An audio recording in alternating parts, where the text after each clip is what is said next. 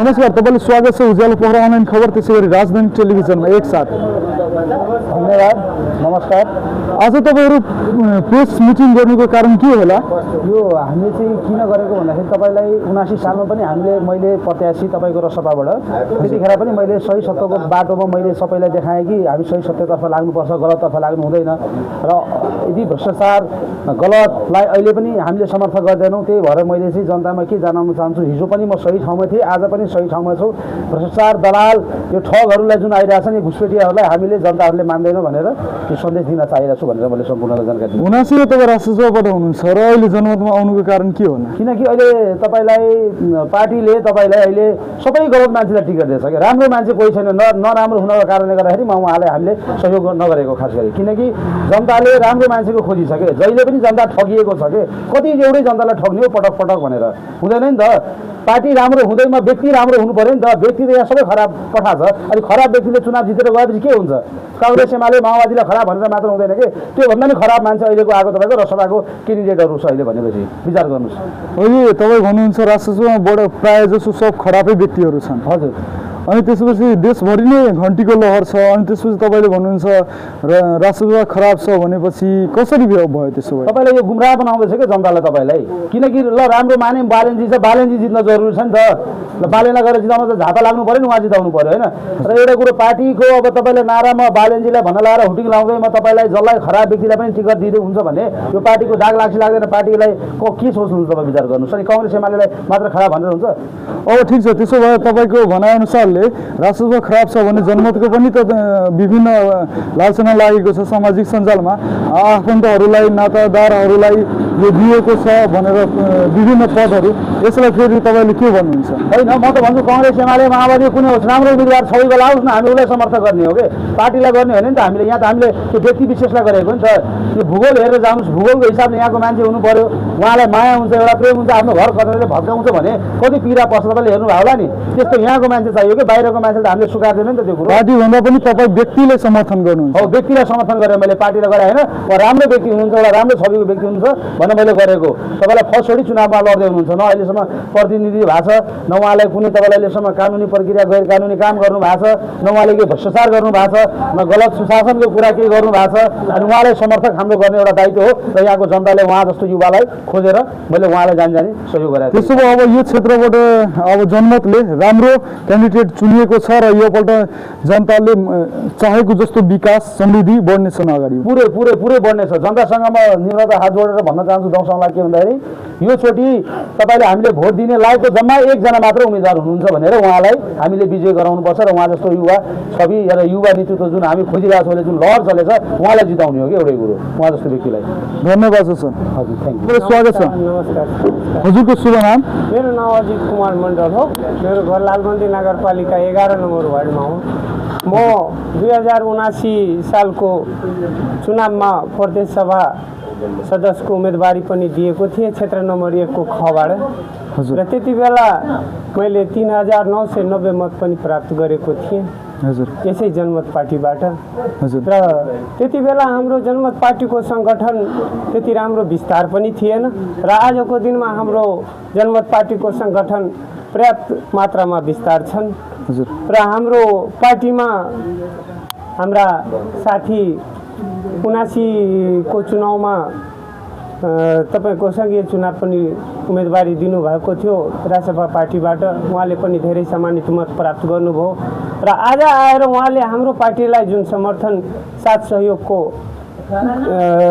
अपेक्षा हामीमा जगाउनु भयो र हामीलाई साथ दिन्छु भनेर जुन वादा गर्नुभयो त्यसले हाम्रो पार्टी पूर्ण रूपले बहुमतले विजय गर्छ भनेर हामी विश्वासको छौँ। जनमत पार्टी यहाँबाट जितिसकेपछि के कस्तो कार्य गर्नेछन्? हाम्रो जनमत पार्टी के गर्छ भन्ने कुरोमा म त्यति त्यो राख्दिनँ। हाम्रो जनमत पार्टीले के गर्छ त्यो विषयमा मैले धेरै भनिराख्यो भने घन्टौँ घन्टा लाग्न सक्छ सर। त्यही भएर म यो भन्न चाहन्छु कि हाम्रो यो 1 नम्बर क्षेत्रको जानकारी गराइदिनु। छोटकरीमा म तपाईँलाई जानकारी गराउँछु। हाम्रो यो 1 नम्बर क्षेत्रको भौगोलिक क्षेत्र हेर्दाखेरि हाम्रो यो कृषि क्षेत्र हो जसमा 90% जनता कृषिमै आधारित छन्। सबभन्दा हाम्रो पार्टी चुनाव जितेपछि कृषिमा एकदम ठुलो परिवर्तन ल्याउनेछ। किनभने आज कृषिमा पूर्ण रूपले नगरबाट पनि सङ्घबाट पनि प्रदेशबाट पनि ध्वस्त पारिसकेको अवस्था देखिन्छ।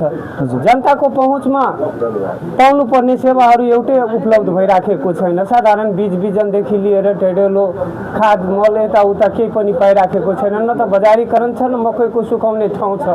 सबै व्यवस्थित हामी गर्दै जानेछौँ र गर्ने पनि छौँ। हजुर, अबको त्यसो भए तपाईँको उम्मेदवारले यहाँबाट विजय भएर गयो भने त्यसपछि के कस्तो कार्य गर्छन्? हाम्रो उम्मेदवार यहाँबाट विजय भएर गएपछि सबभन्दा पहिले हामी कृषिमा हेर्न आग्रह गर्नेछौँ।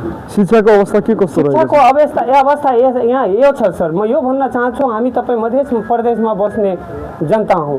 हजुर, जबसम्म अहिले शिक्षा पूर्ण रूपले ध्वस्त भइसकेको छ, यो आवाज आजदेखि उठेको आवाज होइन। हजुर, धेरै चुनाव भइसक्यो, 5औं 10औं चोटि चुनाव भइसक्यो। सबैले म शिक्षामा सुधार गर्छौँ, स्वास्थ्यमा सुधार गर्छु भनेर बाजा मात्रै गरेर गयो। तपाईँको हाम्रो कृषि क्षेत्रमा जब किसान आफैमा सबल हुन्छ त स्वास्थ्य र शिक्षा अटोमेटिक सबल भइहाल्छ भन्ने हामी आशा राख्छौँ। अब त्यसपछि यहाँ विजय भइसकेपछि यहाँ समस्याहरू रहँदैनन्। समस्या पूर्ण रूपले नै एकैचोटि सम्पन्न भइहाल्छ भन्न पनि सकिँदैन, तर किसानको धेरै हदसम्म हामी समस्यालाई समाधान गर्नेछौँ। धन्यवाद सर। सुरेन्द्रजी, तपाईँले स्वागत छ। धन्यवाद। तपाईँ आज जनमत पार्टीबाट उम्मेदवार दिनुको कारण के होला? पहिला त म आफ्नो परिचय दिन चाहन्छु। मेरो नाम श्रीन्जय महतो कुशवाहा हो। घर मेरो चन्द्रनगर गाउँपालिका 1 नम्बर वडा रतनपुरमा पर्छ। म सर्लाही जिल्लाको क्षेत्र नम्बर 1 बाट म उम्मेदवारी दिएको छु जनमत पार्टीबाट। हजुर, अब त्यो तपाईँको यो उम्मेदवारी दिनुको कारण चाहिँ के होला सर? कारण म भन्छु सर, हाम्रो मध्य प्रदेशमा कृषि क्षेत्रमा अग्रणी क्षेत्र हो। यहाँ विभिन्न प्रकारको बालीहरू लगाइन्छ, जस्तै सबभन्दा बढी प्राथमिकता भनेको नेपालमै चर्चित गोलभेडा खेती छ यहाँको। तरकारी सम्बन्धी तरकारी बाली सम्बन्धी हामी किसानहरूले उचित मूल्य पाएको छैन। बेलामा प्राकृतिक प्रकोपको कारणले समस्या परेको छ। मेरो मेन फोकस भनेको कृषिमा हो। कृषिमा एकदम जनतालाई पूर्ण रूपले एकदम सहयोगको हिसाबले व्यवस्थित गर्ने विषयले म उम्मेदवारी दिएको छु। र विश्वास पनि गर्न चाहन्छु, प्रतिबद्धता पनि गर्न चाहन्छु। कृषिमा एउटा ठुलो क्रान्ति आउँछ र पुरै व्यवस्थित हुन्छ, किसान एकदम सन्तुष्टि हुन्छ। तपाईँ कृषिले मात्र हेर्नुहुन्छ कि अन्य पहिलो प्राथमिकता हो सर कृषि, अनि त्यस पछाडि शिक्षा स्वास्थ्य। त्यो कृषि सम्पन्न भएपछि अटोमेटिक सबै बिस्तारै बिस्तारै भइ नै हाल्छ, तर मेरो प्राथमिकतामा सबभन्दा अगाडि कृषि छ। अब त्यसो तपाईँ विजय भइसकेपछि यहाँका किसानलाई कुनै पनि समस्या रहने छैन? एउटा मेरो के छ, हाम्रो सर्लाही क्षेत्र नम्बर 1 मा 49वटा वडा छ। प्रत्येक वडामा मैले के निर्णय गरेछु, म चुनाव जिते पनि नजिते पनि एउटा अफिस राखेर त्यो अफिसबाट सबैको समस्या समाधान गर्ने म प्रतिबद्धता पनि गर्छु। यो पार्टीको अफिस राख्नुहुन्छ कि तपाईँको आफ्नो अफिस राख्नुहुन्छ? यो जनताको लागि मेन अफिस हो। पार्टी सम्बन्धी भन्दा पनि जनताको लागि हो, जनताको सुविधाको लागि। जनताको सुविधाको लागि गर्नुहुन्छ? हजुर। अन्त्यमा तपाईँले यस क्षेत्रका बासिन्दालाई के भन्नुहुन्छ? यो क्षेत्रको बासिन्दालाई यो म आग्रह गर्छु, यसपालि हौरन छापमा भोट दिएर पुरै भारी बहुमतले विजय गराउन म आशा गर्छु अनि निवेदन पनि गर्छु यहाँको जनतालाई।